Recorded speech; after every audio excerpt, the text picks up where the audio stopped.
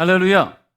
오늘도 주 앞에 전심으로 예배하는 우리 성도님들의 삶에 주님의 은혜와 사랑이 가득하시기를 축복합니다.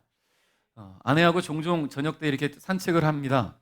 어느 날 아내하고 산책을 하던 중에 저희 동네에 큰나무 교회가 있어요. 예전 학성감리교회, 지금 이름이 바뀌어서 큰나무 교회인데 큰 현수막이 붙어 있어요. 죽음 준비 학교라는 현수막이 붙어 있습니다. 죽음 준비 학교라. 죽음 준비라는 말이 조금 어색하게 느껴지면서도 당연히 맞이해야 할 죽음에 대해서 우리가 너무나 안일하게 생각하고 있지 않은가, 그렇게 살아가고 있지 않은가 생각이 좀 잠깐 드는 그런 때였습니다. 어제 밤 12시까지가 우리 나라의 국가 애도 기간이었지요. 이태원 참사에 대한 국가 애도 기간. 156명이 사망했고요. 159명인가 다친 걸로, 중상자가 늘어나고 있는 걸로 알고 있는데, 이 참사로 많은 이들이 슬픔에 잠겨 있어요. 사랑하는 사람을 떠나보낸 이들의 슬픔을 우리가 어떻게 위로할 수 있겠습니까? 제 친한 선배 목사님 제자분이 이번 참사로 세상을 떠났습니다. 할로윈 축제 이런 거 신경 쓴 게 아니라 여자친구와 식사하러, 그런 사람들도 많아요. 보니까 이 축제를 즐기기 위해서 코스프레하고 간 친구들도 있지만 그냥 데이트를 즐기기 위해서 갔던 분들이 많은데, 여자친구와 저녁 식사를 하기 위해 이태원에 갔다가 그 축제로 몰려든 수많은 사람들에 밀려서 나오지를 못하는 상황에 갑작스럽게 수많은 사람들이 넘어져 갈 때 위기를 느끼고 여자친구를 담벼락 위로 올렸어요. 그리고는 본인은 휩쓸렸습니다. 그리고는 사망을 했어요. 이 여자친구가 담벼락 위에서 자기 남자친구가 자기를 살리고 죽어가는 모습을 목격한 거죠. 장례식장에 다녀왔대요. 여자친구가 넋을 놓고 울고만 있는 거예요. 그렇잖아요. 사랑하는 사람이 자기를 살리고 세상을 떠나는 모습을 눈앞에서 목격했으니 이게 잊혀지겠습니까? 목사님이 그 여자친구분을 불러서 이렇게 위로했대요. 살아야 된다.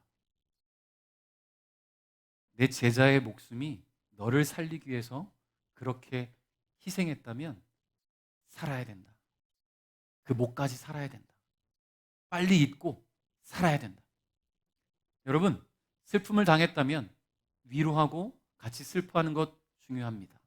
그런데 이제 딛고 일어서야지요. 왜냐하면 죽음은 누구에게나 다가오는 일이잖아요. 이태원 참사로 세상을 떠난 이들도 있지만 다른 수많은 사건 사고들로 세상을 떠나는 이들이 분명히 있어요. 그 주인공이 내가 될 수도 있잖아요. 누구나 죽음을 향해 가고 있고 언제 어떻게든 죽음을 맞이하게 된다는 거예요. 나는 피해갈 수 있다라고 누가 자부하겠습니까? 그래서 죽음을 준비하는 것은 어쩌면 당연한 것인지도 몰라요. 여러분, 아들이 동경하는 한 유명인의 시간을 돈으로 산 아버지에 대한 이야기를 봤어요. 유명인의 시간을 돈으로 샀어요. 경매를 하는데요. 세계 최고의 프로게이머가 있습니다. 우리나라에. 페이커라는. 연봉이 엄청나요. 이 사람의 시간을 경매로 사는 거예요. 이 사람과 같이 게임을 하거나 상담을 하는 시간을 갖는 건데요. 한 아버지가 600만 원을 투자했어요. 50분을 갖기 위해서. 여러분, 이런 모습을 보면 어떤 생각이 듭니까? 저런 데 돈을 쓰나? 이런 생각이 드실까요, 혹시? 그런데 프로게이머가 되고 싶다는 이 아들을 위해 이런 큰 금액을 50분을 낙찰받기 위해서 썼어요. 물론 이렇게 투자된 돈은 어려운 이들을 향해 기부된다고 하니까, 좋은 일에 쓰이니까 우리가 크게 걱정할 일은 없지만, 개인적으로 이 아버지가 그 돈을 쓴 걸 볼 때, 야, 아들이 게임한다는데 게임하고 싶어 한다고 저렇게 돈을 쓰나 싶었는데요. 이 아버지는 직장암 사기로 시한부 인생을 살고 있었어요. 아들에게 마지막 최고의 선물을 주고 싶었던 거예요. 내가 세상 떠나기 전에 내 아들이 그가 동경하는 사람을 만나서 꿈을 어떻게 꿔야 될지, 어떤 마음을 품고 이 세상을 살아가야 될지를 이 아버지는 보여주고 싶었던 거예요. 600만 원이 아깝지 않은 겁니다. 자기는 죽음을 앞두고 있으니까요. 여러분, 삶의 꿈과 미래를 위해 우리는 어떤 투자를 하고 있습니까? 어차피 죽을 인생, 투자는 무슨, 그냥 이렇게 버티다 가는 거지 이렇게 생각하시는 분은 안 계시겠지요. 여러분, 우리는 죽음을 향해 가고 있어요. 그러나 하나님의 자녀가 된 우리에게 죽음은 여러분 두려움이 아니에요. 왠지 아십니까? 죽음은 곧 아버지 하나님을 만나는 시간이거든요. 저와 여러분은 주님의 은혜로 구원받은 하나님의 자녀가 되었기 때문에 우리가 죽음을 맞이한다는 것은 이제 그 하나님을 만나는 시간이에요. 두려워할 시간이 아니에요. 그래서 우리는 지금 이 주어진 시간을 아버지를 만날 준비를 하면서 그 귀한 만남을 위해 투자할 수 있어야 된다는 겁니다. 여러분, 투자라는 단어를 한자어로 보니까요, 던질 투자에 재물 자자를 쓰더라고요. 그러니까 이익을 얻을 목적으로 자금을 대거나 정성을 쏟는 것을 말합니다. 근데 저는 오늘 이 투자의 단어를 좀 바꿔봤어요. 던질 투에 스스로 자자를 써봤습니다. 여러분, 구원을 위한다면 나를 던져야 돼요. 누구에게요? 주님에게. 여러분, 그게 투자예요. 그게 투자예요. 나를 주님을 위해 던져야죠. 왜요? 주님은 나를 위해 목숨을 던지셨거든요. 그런 주님을 위해 나는 나를 던질 준비가 안 돼 있습니까? 그러면 어떻게 우리가 죽음을 준비할까요? 어떻게 구원을 준비할 수 있겠습니까? 오늘 본문을 통해 하나님은 우리에게 아주 중요한 말씀을 주십니다. 42절인데요. 같이 읽어볼게요. 시작.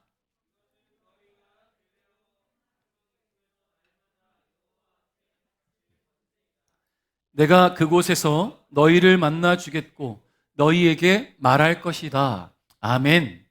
여러분, 회막 입구는요, 회막에 들어가는 문을 말해요. 여러분, 회막이 뭡니까? 하나님을 예배하는 장소잖아요. 하나님께 번제로 제사를 드리는 장소.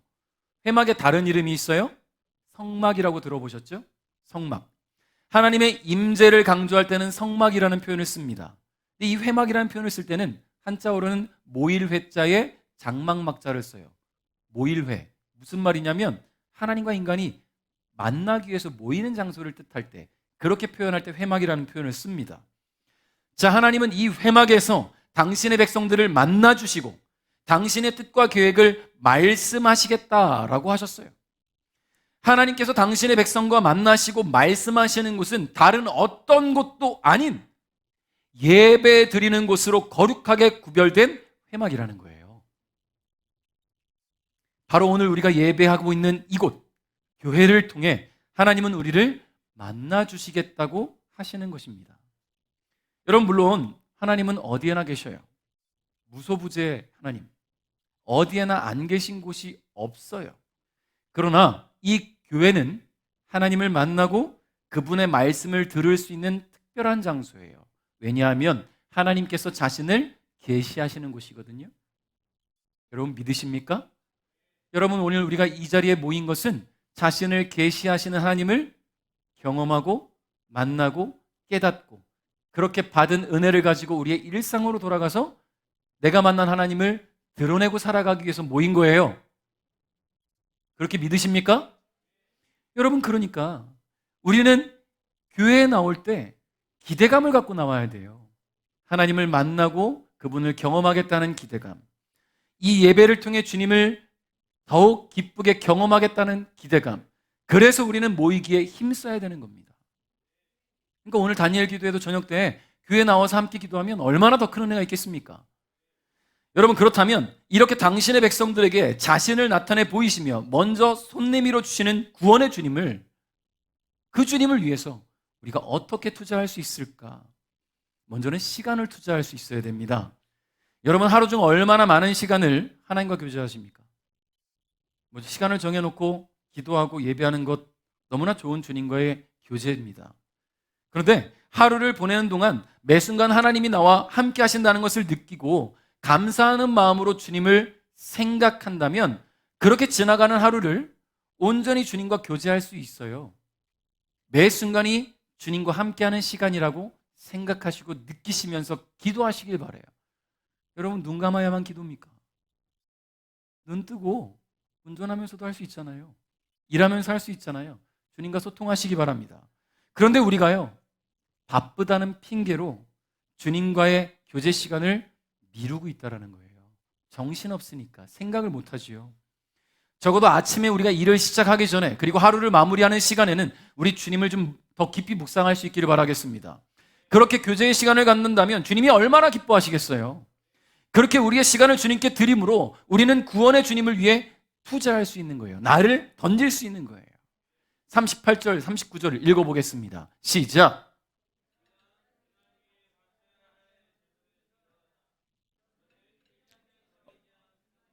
날마다 바쳐라. 그 중에서 한 마리는 아침에 바치고 다른 한 마리는 저녁에 바쳐라. 아멘. 자, 오늘 하나님은 번제에 대한 명령에 앞서서, 그러니까 오늘 본문의 앞에는 성막 건립과 함께 아론과 그 아들들이 제사장 직분을 이행하기 위한 위임식의 모든 상황들을 모세에게 하나님께서 설명해 주시는 장면이 등장해요. 그리고 나서 하나님은 이 지성소와 성소로 들어가는 회막문 앞 제단에서 여호와 하나님께 번제를 드리라고 명령하십니다.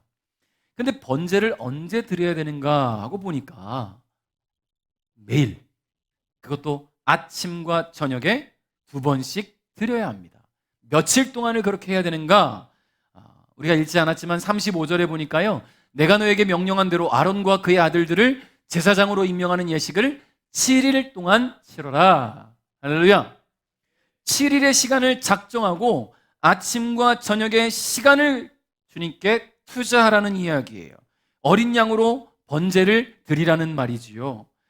여러분, 우리가 지난 시간에 함께 나눴었는데 하나님께서 제사장을 세우시는 이유가 뭐예요? 하나님 자신을 위해서라고 했죠. 왜요?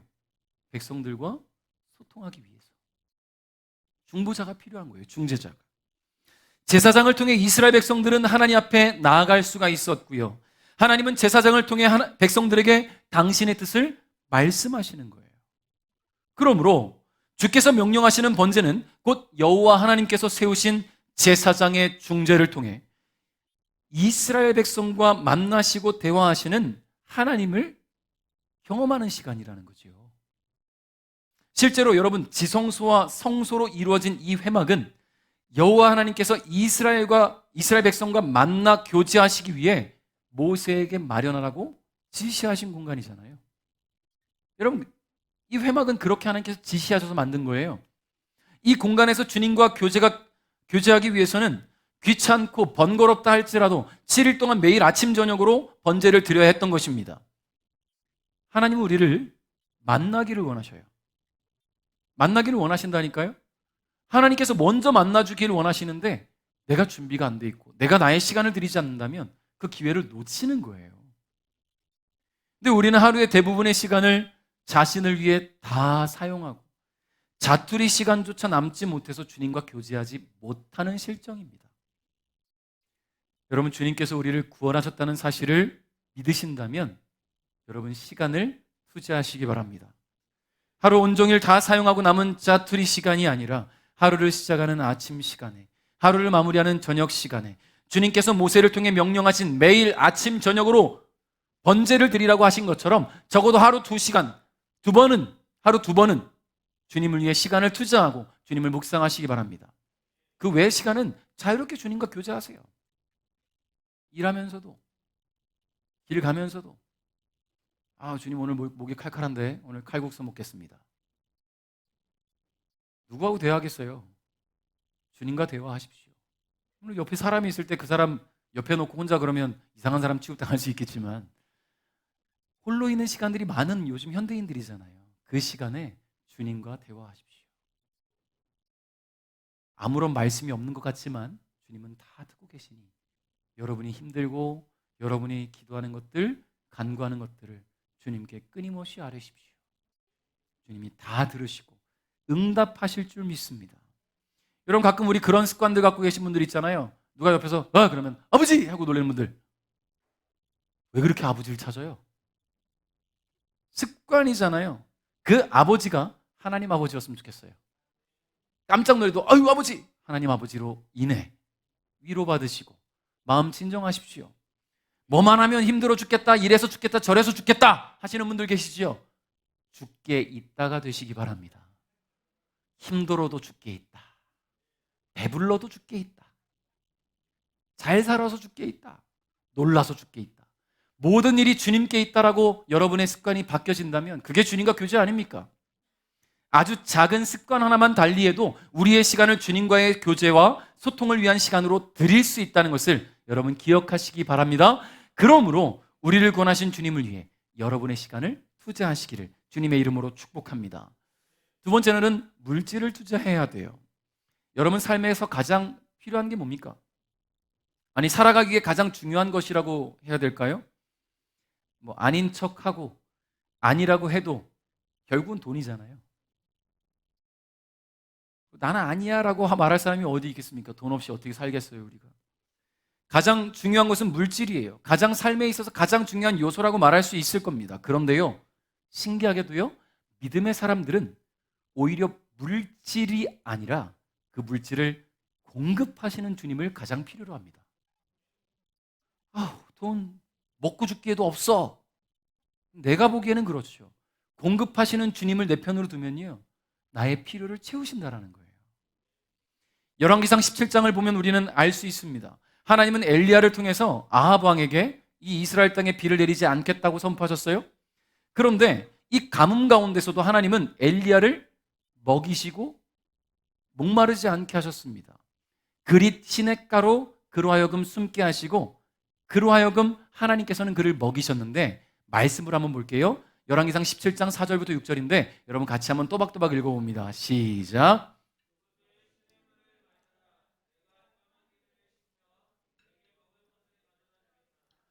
엘리야는 여호와께서 명령하신 대로 했습니다. 그는 요단강 동쪽에 있는 그릿 시냇가로 가서 살았습니다. 까마귀들이 아침 저녁으로 엘리야에게 빵과 고기를 가져다 주었습니다. 그리고 엘리야는 그곳의 시냇물을 마셨습니다. 아멘. 할렐루야. 여러분, 오랜 가뭄 속에서도 당신의 종이 굶주리지 않고 까마귀를 통해 빵과 고기를 공급해 줬어요. 그리고 주께서 지정하신 그 그릿 시냇가는요, 가뭄 중에도 물이 마르지 않는 거예요. 이걸 보고 우린 뭐라고 하는지 아십니까? 세상 사람들은 기적이다. 기적이다. 근데 믿는 이들에게는 이것이 무엇이냐면 은혜다. 할렐루야.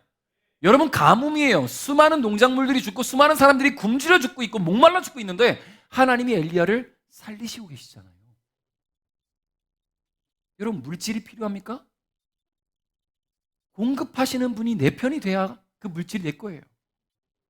할렐루야. 삶을 살아가기 위해 물질은 반드시 필요합니다. 그런데 우리는 물질보다 그 물질을 공급하시는 주님을 더욱 필요로 해야 돼요.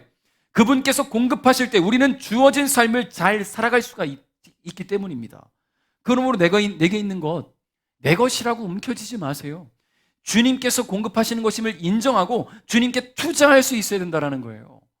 아까워서 움켜쥐고 있으면, 예전에도 이런 노래 불렀던 것 같은데, 사랑은 참으로 버리는 것, 버리는 것, 버리는 것. 사랑은 참으로 버리는 것, 더 가지지 않는 것.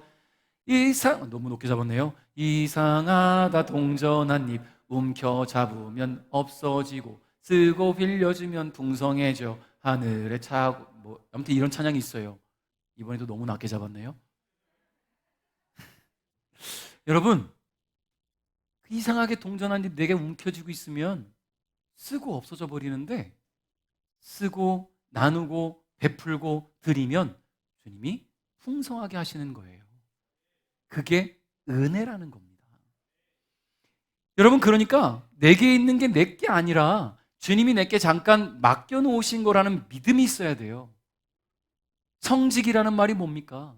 주인의 것을 활용하는 사람이잖아요. 청지기가 잘 활용하면 주님이 더 큰 것을 맡기신다라는 거예요. 여러분, 제발 우리 베델교회 성도들 그런 경험들이 있었으면 좋겠어요. 여러분, 누군가가 하나님 축복으로 큰 거부가 되었대. 여러분, 거부가 되는 게 중요한 게 아니에요. 하나님이 그를 어떻게 쓰셨는가가 중요한 것이고 어떻게 써 나가실까가 중요한 거잖아요. 하나님께서 큰 일을 맡기시기 위해서 그에게 부어주시면 여러분, 채워지는 겁니다. 그러기 위해서는 물질을 투자할 수 있어야 돼요. 오늘 본문 40절, 41절 읽어봅니다. 시작. 아침에 양 한 마리를 바칠 때는 고운 밀가루 10분의 1 에바와 짜서 만든 기름 4분의 1 흰을 섞어서 함께 바쳐라. 그리고 포도주 4분의 1 흰을 부어드리는 전제물로 바쳐라. 다른 한 마리는 저녁에 바쳐라. 그때는 아침에 바쳤던 것과 마찬가지로 곡식 제물과 전제물을 함께 바쳐라. 이것은 나 여호와께 바치는 화제이다. 그 냄새가 나 여호와를 기쁘게 한다. 할렐루야.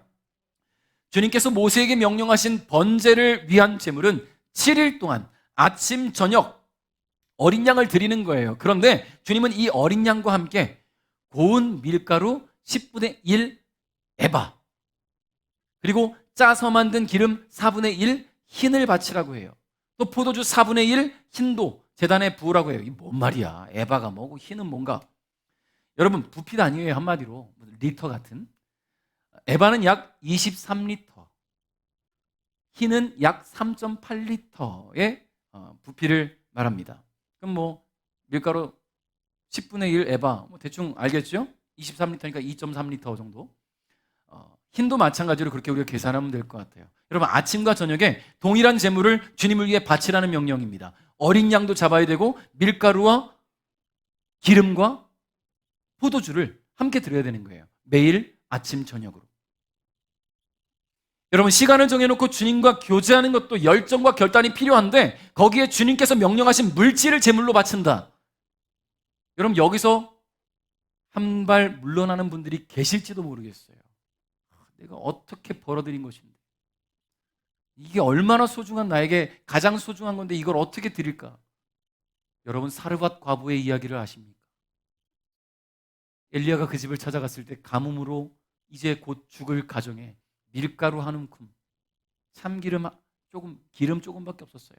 그것으로 먹을 것을 내게 내라 했더니 내 아들과 이걸로 떡 해먹고 죽을 건데요. 그런데 하나님께서 바치라 하시면 바치겠습니다. 그걸로 하나 구워서 엘리야를 대접했습니다. 그랬더니 그 집의 기름병의 기름이 끊이지 않은 거예요. 밀가루 통에 밀가루가 끊이지 않은 거예요. 공급하시는 주님을 경험한 이에게는 이런 은혜가 있다는 겁니다.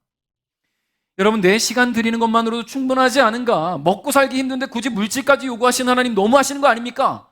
라고 생각하실 수도 있겠지요. 그런데 주님이 공급하실 건데요, 그거. 여러분, 우리 교회는 우리 정기승 원사님이 1,000번제를 8번 하셨나요? 여러분, 이게 쉬운 일입니까? 8번? 1,000번제. 여러분, 1,001은 3년이 넘는 시간이잖아요. 3년이 모자라나요? 3년이 조금 모자라네요. 그걸 8번을 하셨어요. 매일 새벽을 작정하고 매일 새벽을 예물을 준비해서 드리면서 기도하시는 거예요. 여러분, 이게 쉬운 일입니까? 시간을 작정하는 것도 쉬운 일이 아닌데 그 시간마저 예물을 드려서 기도하는 게 이게 쉬운 일입니까? 그런데 감당하니 하나님이 부으시는 축복이 우리 권사님, 장로님 가정에 임합니다. 여러분, 경험한 사람만 할 수 있는 거예요. 어떻게 8번까지 하셨을까? 한 번 하기도 힘든데 여러분, 그 한 번의 은혜가 경험되어지니까 2번 할 수 있고, 또 은혜가 경험되어지니까 3번 할 수 있고. 물론 이제는 연세가 좀 있으셔서 건강도 좀 힘드시고, 그러나 열심히 기도하시는 그 기도가 우리에게 큰 힘과 도전이 돼요. 여러분, 하나님께 맡기십시오. 공급하시는 주님을 믿으십시오. 주님께 투자하십시오. 주님이 부어주실 거예요. 여러분, 생각해 보세요. 이스라엘 백성들이 그 어린 양, 하나님 내 거예요. 이 기름 내 거예요. 밀가루 내 건데요. 어떻게 드립니까? 왜요? 아니에요. 하나님께 주신 거예요. 이스라엘 백성들이 출애굽할 때 그들은 아무것도 갖고 나오지 못할 뻔했어요. 근데 하나님이 애굽 사람들의 마음을 움직여서 그들에게 필요한 것들을 갖고 가게 하셨잖아요. 여러분, 어린 양 끌고 광야로 오면서 얘네들 다 죽을 수도 있거든요. 그런데 죽지 않고 시내 광야까지 어린 양 끌고 왔어요. 양떼를 하나님께서 살려주셔서. 여러분, 밀가루, 기름, 그들이 이동하는 과정 중에 다 먹고 없어질 수 있는 건데 하나님이 만나와 메추기라기로 그들을 먹이시면서, 하나님이 지금까지 공급해 주시면서 그들이 주님께 드릴 것들을 마련해 놓으셨잖아요. 그런데 어떻게 내 거라고 주장합니까? 주님께서 물질을 공급하시는 것을 우리는 기억해야 될 줄 믿습니다. 무엇보다 우리가 주님께 드려야 하는 이유는 41절 하반절에 이것은 나 여호와께 바치는 화제이다. 그 냄새가 나 여호와를 기쁘게 한다. 할렐루야. 여러분, 주님이 기뻐하신대요. 왜 이렇게 드려지는 제사가 주님의 기쁨이 되는가 하니까요, 그것은 바로 주님께서 주신 명령에 순종해서 드리는 제사이기 때문이에요. 주님의 명령에 따라 자신의 시간과 물질을 주님께 드릴 때, 아낌없이 드릴 때, 그것이 주님의 명령인데 순종했으니 주님이 얼마나 기뻐하시겠습니까? 우리 부모 되신 분들, 자녀에게 어떤 심부름을 시켰을 때 감당하는 모습을 보면 얼마나 기쁩니까? 말을 잘 들을 때. 주님은 주의 말씀에 순종하는 자를 가장 기뻐하신다는 것을 여러분 기억하시기 바랍니다. 성도 여러분, 오늘 우리가 호흡하고 일어나 걷고 움직이며 일할 수 있는 것, 주님의 은혜예요. 이건 경험해 본 사람만이 알아요. 주님의 은혜로 걷고 있어요. 주님의 은혜로 숨쉬고 있고요. 주님의 은혜로 움직이고 있잖아요. 내가 무슨 내 힘으로 일하고 있다? 아니에요. 나는 나의 능력으로 돈 벌고 있다? 아니에요. 주님이 건강 뺏어가시면, 주님이 은혜 주시지 않아서 환경을 망가뜨리시면 아무것도 할 수 없어요. 그러니 주님 주신 내 환경에 감사하고 내 건강에 감사하고 모든 것을 공급하시는 주님께 드리기에 아낌없이 그렇게 주님 앞에 나아갈 수 있기를 주님의 이름으로 축복합니다. 아까워할 이유가 없어요. 왜냐하면 내 것이 아니라 주님 것이니까요. 이것을 깨닫는 것이 매우 중요합니다. 자, 세 번째는요, 발걸음을 투자해야 돼요. 여러분, 여러분의 발걸음은 어디로 항상 향하고 있습니까? 어떤 사람의 발걸음은 돈을 따라가요? 돈 버는 자리라면 어디든 갑니다. 어떤 사람의 발걸음은 쾌락과 즐거움을 향해 가고 있습니다. 어떤 사람의 발걸음은 배움을 위해 가고 있고요. 어떤 사람의 발걸음은 꿈과 미래를 향해 가고 있어요. 그 발걸음이 어디를 향하느냐에 따라서 우리의 미래가 결정될 수 있어요. 그런데 각자 추구하는 삶의 방향을 향해서 힘겹고 고통스러워도 그 발걸음을 각자가 투자하고 있는 거잖아요. 그렇지요. 오늘 시윤이가 운동 왜 합니까? 유도로 자신의 꿈을 잡았기 때문에 힘들어도 운동하는 거예요. 가끔 보면 되게 안쓰러워요. 어떤 때는 막 살이 토실토실하게 쪘다가 어떤 때는 살이 확 빠졌어요. 체중조를 감량해야 되고.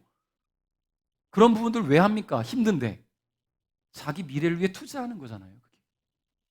여러분, 오늘 우리가 발걸음을 투자해야 하는 것은 세상의 기쁨과 유익을 주는 것이 아니라 평안과 안식을 주는 곳, 영원한 기쁨이 채워지는 곳이어야 될 줄 믿습니다. 그곳이 바로 교회예요. 할렐루야. 교회는 주님의 임재가 있는 곳이고 주님을 만나는 곳이기 때문입니다. 42절, 43절 읽어봅니다. 시작.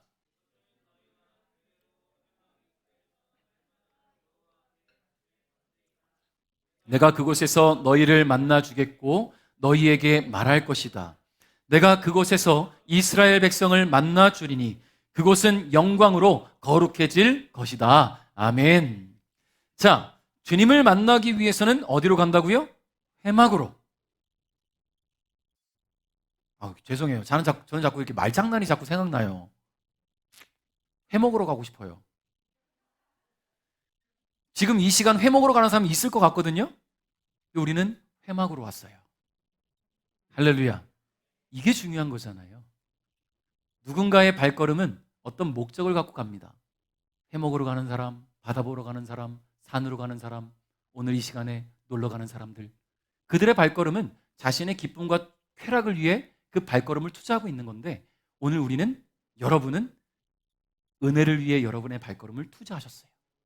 여러분, 이게 시작인데 매우 중요한 은혜인 줄 믿습니다. 여러분, 오늘 아침에 저에게 투자한 사람이 있어요. 아이리가 아침에 오더니, 목사님, 제가 목사님께 드릴 선물이 있어요. 100원을 저에게 줬어요. 자기가 쓰고 남은 건데 목사님 드리려고 갖고 있었대요. 여러분, 너무 이쁘지 않아요? 제가 이런 사랑을 받고 있어요. 저에게 이런 투자를 하니 제가 쟤한테 맛있는 거 안 사주겠어요? 네? 여러분, 고작 100원인데 쟤한테는 크잖아요. 그런데 이 고작 100원을 제가 받았을 때 저놈한테 뭘 먹여줘야 되지? 이 생각을 벌써 하고 있다니까요. 하나님은 그런 분이에요. 우리가 주님을 위해 내 발걸음을 투자하면, 내 물질을 투자하고 시간을 투자하면 하나님이 내가 저놈에게 뭘 줘야 될까? 내가 어떻게 은혜를 줄까? 여러분, 하나님이 그렇게 생각 안 하시겠습니까? 아침부터 얼마나 은혜가 되는지 몰라요. 아이리 때문에. 너무 이뻐요. 여러분, 우리는 주님을 만나기 위해 회막으로 나왔습니다. 여러분, 교회는 거룩한 곳입니다. 매일매일 죄 가운데 살아가는 우리가 감히 거룩하신 주님을 어떻게 만날 수가 있겠어요? 그런데 주님이 이곳 교회에 임재하시면서 이곳을 거룩하게 하시고 교회로 발걸음을 옮긴 우리 또한 거룩하게 만드셨어요. 주님 앞에 나오기 위해 힘쓰는 이들에게 주님은 이런 약속을 주십니다. 45절 같이 읽습니다. 시작. 나는 이스라엘 백성과 함께 살고 그들의 하나님이 될 것이다. 할렐루야. 사랑하는 성도 여러분, 여호와 하나님께서 우리와 함께 살고 우리의 하나님이 되셨음을 믿으시기 바랍니다. 그거면 된 거잖아요. 뭐가 필요 있습니까? 여러분, 아이리가 저한테 뭔가 요구하고 바라기 위해서 이게 100원 준 게 아니잖아요. 그런데 받은 저는요, 더 좋은 걸 주려고 막 고민하고 있거든요. 뭘 먹여줘야 되나, 뭘 사줘야 되나. 일단 100원짜리 받자마자 제가 바로 500원 찾아놨거든요. 100원보단 커요. 이것에 그치지 않을 거거든요. 여러분, 하나님은 그런 분이에요. 여러분, 하나님이 내 편이 되셨다는 것, 세상 그 무엇고 두려울 것 없는 세상에서 가장 든든한 내 편이 하나님이라는 것, 그게 가장 중요합니다. 그 하나님께서 우리 삶에 동행하시면서 우리 하나님이 되어주셨음을 마음에 확신하며 그분을 온전히 신뢰할 수 있기를 주님의 이름으로 축복합니다. 말씀을 맺겠습니다. 오늘 우리가 주목해야 할 핵심 구절이 마지막 구절인데 46절을 우리가 다 같이 한번 읽어볼게요. 시작. 그들은 내가 그들을 이집트에서 인도해낸 그들의 여호와 하나님이라는 것을 알게 될 것이다. 내가 그런 일을 한 것은 그들과 함께 살기 위함이니 나는 그들의 여호와 하나님이다. 할렐루야. 이스라엘은 여호와 하나님의 은혜로 평생 노예로 썩다 죽을 애굽에서 구원받았습니다. 그 구원의 감격과 은혜도 시간이 지나면 무감각해질 수 있거든요. 잊혀질 수 있어요. 근데 주님은 그걸 누구보다 잘 알고 계셔요. 사람이 얼마나 연약한 존재이고 얼마나 잘 있는 망각의 동물인지 잘 알고 계셔요. 눈앞에 놓인 현실에 따라서 삶의 방향과 목적이 달라지는 사람이라는 것을 알고 계셔요. 여러분, 아담과 하와가 뱀의 유혹 때문에 눈앞에 놓인 이 맛있어 보이는 선악과를 따먹었어요. 그것을 만드신 하나님 말씀을 어기고 온 만물을 창조하신 하나님인데 뱀의 유혹 때문에 눈앞에 보이는 이 선악과가 맛있어 보였어요. 따먹었어요. 범죄했어요. 결국 주님으로부터 떨어지게 되었잖아요. 그렇기 때문에 우리는 하나님을 배반하지 않기 위해서 어떻게 됩니까? 주님이 우리를 구원하신 사실을 늘 깨달아 알고 늘 마음에 기억하고 주님을 위해 나를 투자할 수 있어야 될 줄 믿습니다. 하나님은 이스라엘이 자신들을 구원하신 주님을 매 순간 기억하며 그분을 따라 살도록 그 삶을 투자하기를 바라셨어요. 그러므로 자신의 시간과 물질을 주님을 위해 투자하고 삶의 방향과 목표를 향하는 그 발걸음을 주님을 위해 투자하시기를 바랍니다. 그래서 우리 베델 가족 모두가 주님을 위해 온전히 자신의 삶을 드림으로 인해 훗날 우리 주님을 마주하게 될 때 더욱 당당하게 천국문 앞에 가는 거예요. 주님, 저 왔어요. 당당하게 말이죠. 당당하게 가자고요. 주님을 위해 아무것도 투자해 본 적이 없어서 천국문 앞에서 내가 이걸 노크를 해야 되나 말아야 되나, 내가 주님 앞에 갈 수 있을까, 이거 주님 나를 기뻐하실까, 나를 안아줄까, 이런 염려 되지 않게 지금 여러분 이 땅에 있을 때 죽음을 준비하는 이 시간에 여러분의 시간을 이렇게 들이시고 발걸음을 드시고 물질을 들이심으로 나중에 주님 앞에서 천국문 두드리시고 주님 저 왔어요. 당당하게 주님 품에 안기시기를 주님의 이름으로 축복합니다.